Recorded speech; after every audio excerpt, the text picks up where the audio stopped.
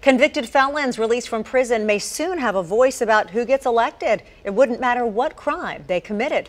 News 4's Cameron Taylor live outside the state capitol downtown tonight. Cameron, this bill could potentially impact a lot of people here in Tennessee.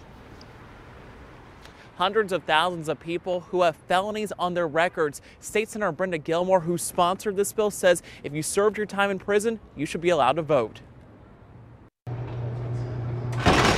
When you're convicted of a felony in Tennessee, you lose your right to vote.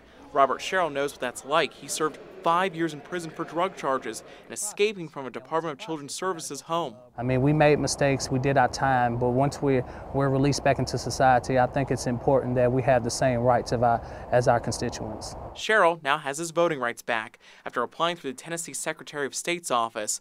Former Governor Bill Haslam also pardoned him. It was not an easy process, but he says it was worth it. If I don't have a voice to vote, then who am I? I have no sense of identity. Right now, the crime and when it happened decides if you're eligible to vote. You've been to prison, you're out, if you're on parole, and if you are on a payment plan, paying restitution to the courts, then you should be allowed to receive your voter registration and vote. State Senator Brenda Gilmore says around 400,000 people in the state could be impacted. She says it can take convicted felons years to get their voting rights back because they have to pay all of their court costs first. We shouldn't penalize people because they're poor and have to be on a payment plan to pay their court costs.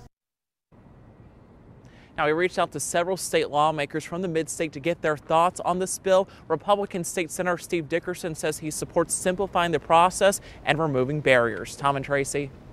Thanks so much, Cameron Taylor, live for us tonight.